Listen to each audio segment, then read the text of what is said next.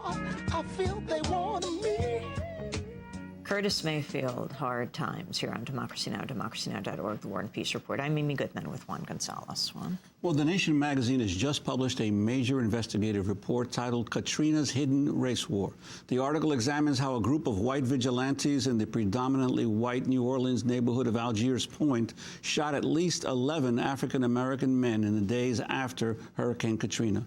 Local police have never conducted investigations into the shootings. The author of the article, A.C. Thompson, will join us in a few minutes, but first we turn to a video produced by the Nation Institute and Hidden Driver. It is narrated by A.C. Thompson and features interviews with some of the victims of the vigilante violence.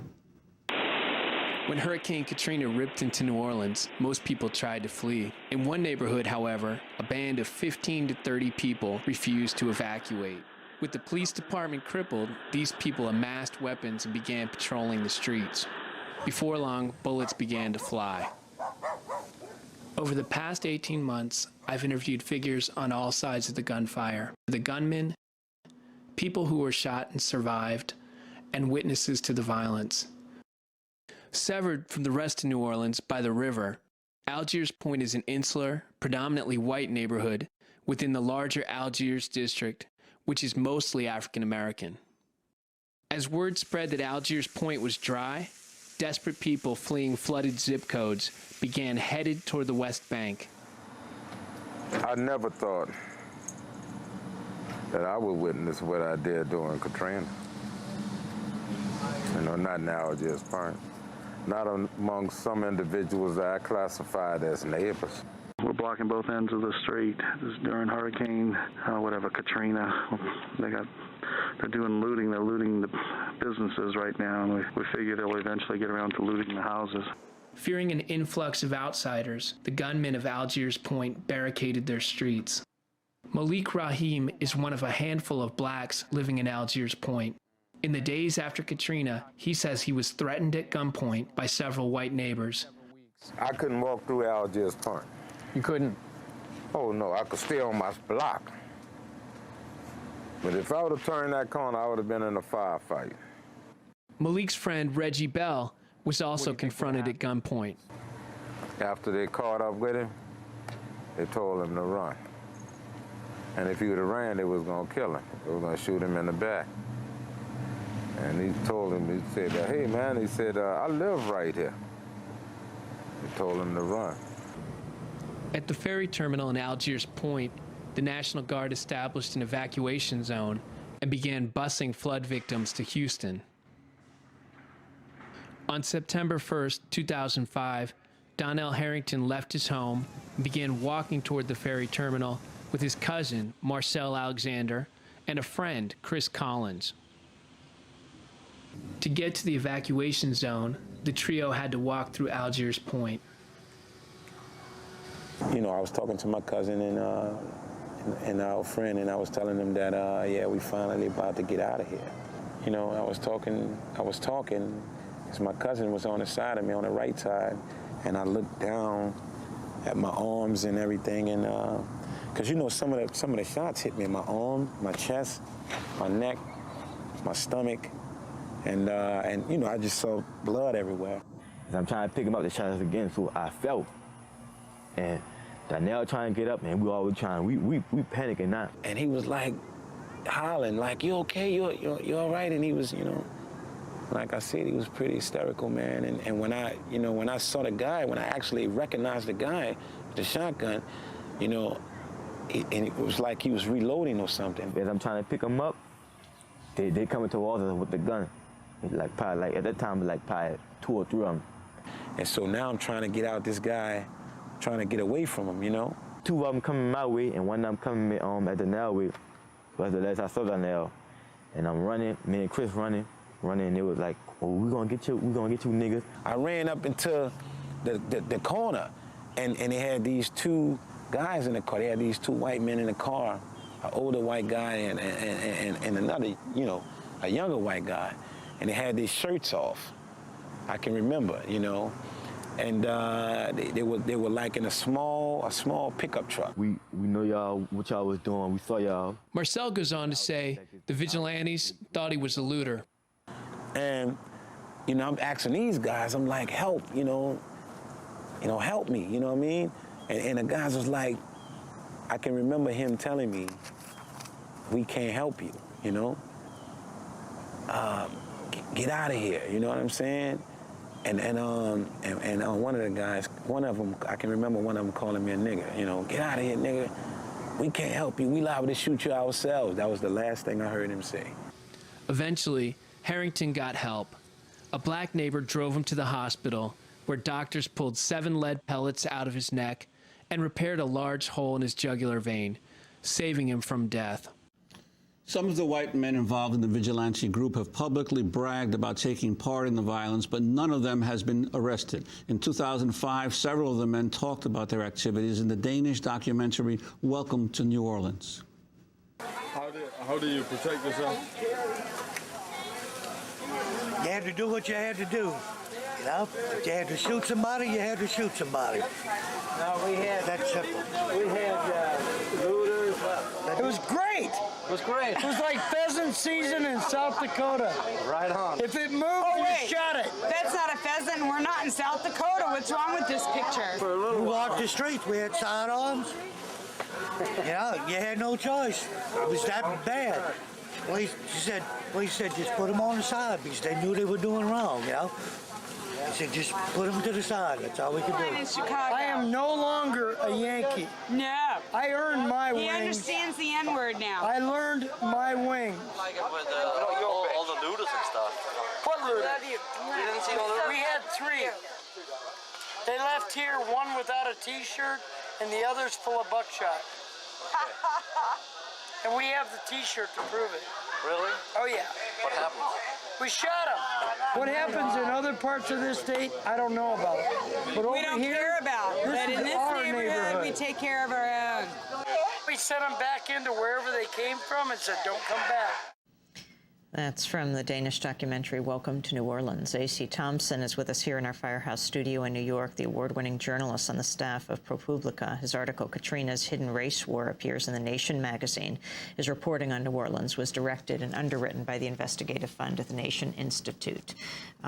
ProPublica provided additional support, as did the Center for Investigative Reporting and New American Media. We're also joined by Donnell Harrington in New Orleans. He nearly died on September 1st, 2005, after being shot by a white vigilante while he was heading to an official evacuation site at the Algiers Point ferry terminal. I wanted to ask you, Donnell Harrington, as you watched the last clip from Welcome to New Orleans, what were your thoughts? What were your feelings? Donnell, are you there? Yeah, I'm here. Can you hear me? Yes, I can hear you now. Yeah. To answer your last question, I felt pretty sad. It made me feel pretty sad. For me to even watch that particular clip. It was hard. I was heartbroken when I saw that. And Donnell, after you were shot, what was the response of authorities to what had happened to you? Did you try to get some action by police or authorities afterward? Actually, I did. I can remember one of the doctors saying we need to get some officers in that area, and that was the last I heard. But under my knowledge, I don't think that they ever did. And no one ever came to interview you about what had happened from the police department? No. You have been investigating this, A.C. Thompson, for over a year now. Katrina's Hidden Race War, saying, as everyone was talking about black looters, we're talking about white vigilantes terrorizing the black community. Lay out the scope of this. What we did over the span of 18 months is we tried to recreate the history. We tried to go back and figure out exactly what happened in basically the 2 weeks after the storm hit. And so what I did is I tracked down people like Donnell Harrington. I tracked down people who admitted to being involved in the gunfire, the vigilantes themselves. I tracked down eyewitnesses, people like Malik Rahim, and I asked everyone, what did you see? Don't tell me about what you heard about. Don't tell me about what people told you about. Tell me about what you saw, what you were involved in, what you experienced. And what I came to believe from my interviews was that at least 11 people, all of them African-American males, were shot in the Algiers Point neighborhood during about the week after the storm hit. That information was bolstered, one, by a trauma surgeon, the doctor who operated on Donnell, who said, hey, we had a whole stream of people in our emergency room who'd been shot, some of them fatally. He said at least 5 or 6 non-fatal gunshot wounds, 3 fatal gunshot wounds. And he said, look, I don't think any of these cases have been investigated. I think they went unreported. As well, we looked at the autopsy reports from that time period, and we looked at state death records. And this gave us a sense that definitely there were shootings, and it would not at all be outrageous to think that 11 people were shot during that time period. How did you get the records? We had to sue Orleans Parish Coroner Frank Minyard for those records because he would not give them to us, even though Louisiana law says that he had to. And again, the issue of why authorities did not bother to investigate any of these shootings. What I was told by former NOPD sources and current NOPD sources is, look, everything was chaos. We were understaffed. Very few people were left in homicide when things returned to semi-normal after the storm. And we just moved on. We forgot about those cases from that time period, and we just dropped them.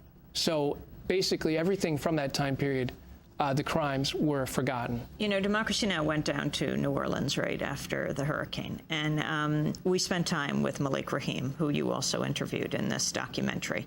And he brought us down the road from his house to a health center, and in the parking lot there was a dead body of an African-American man. I wanted to go back to this clip. It was quite astounding what happened. With an X revealing the dead body underneath.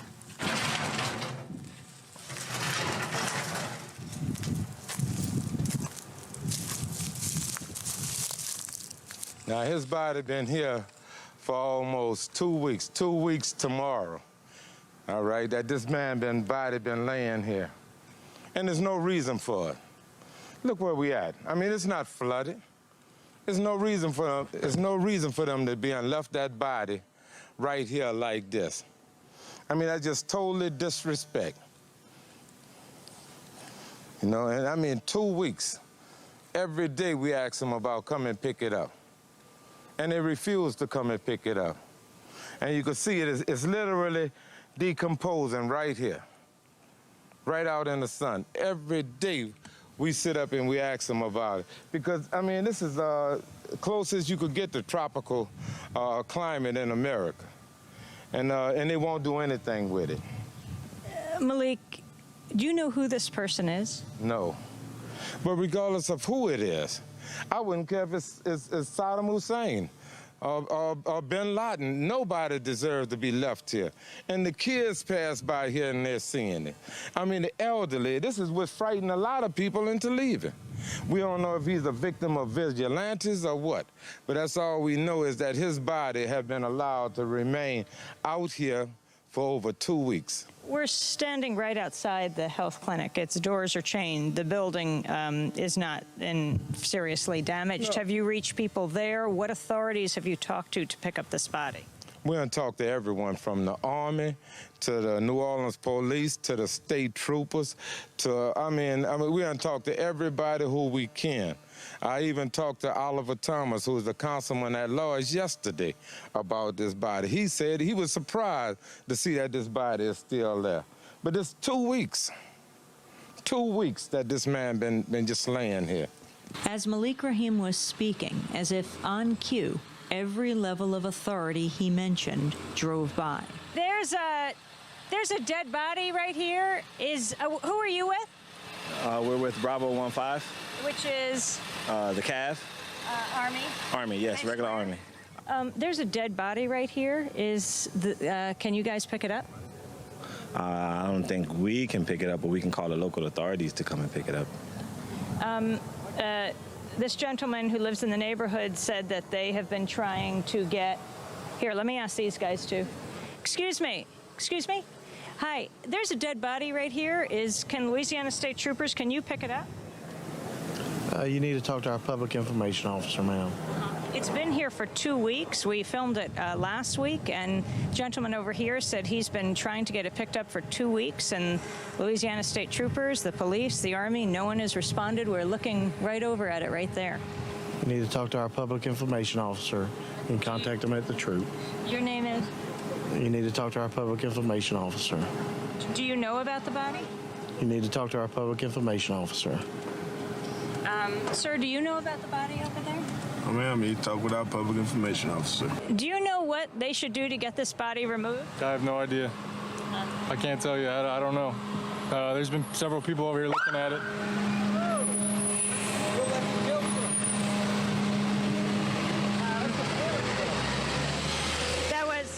That was Homeland Security that just went by. Sir, what were you saying? There's been several people over here looking at it, but, you know, like I said, I haven't seen anybody take it. Several Army guys?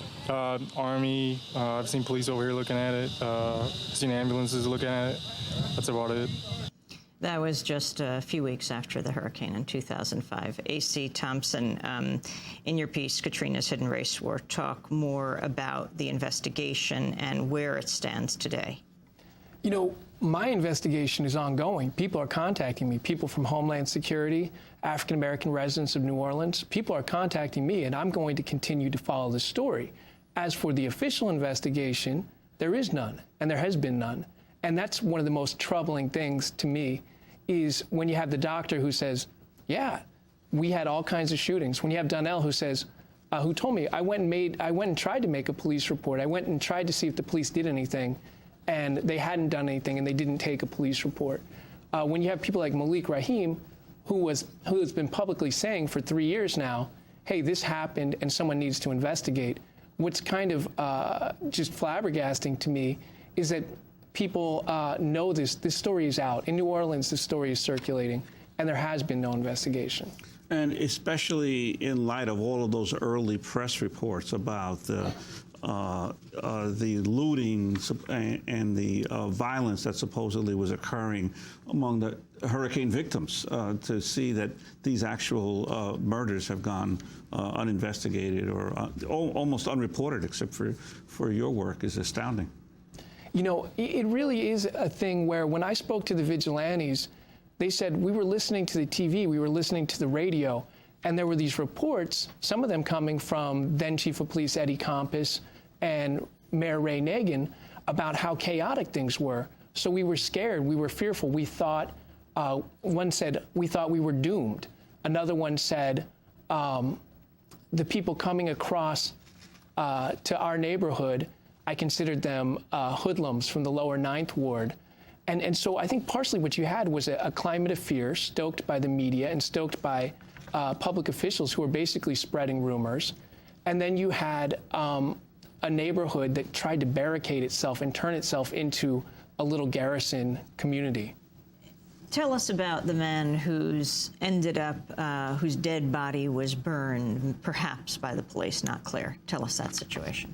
You know, this story is one that really shocked me. I've been reporting on crime for more than 10 years, and this I found incredibly shocking.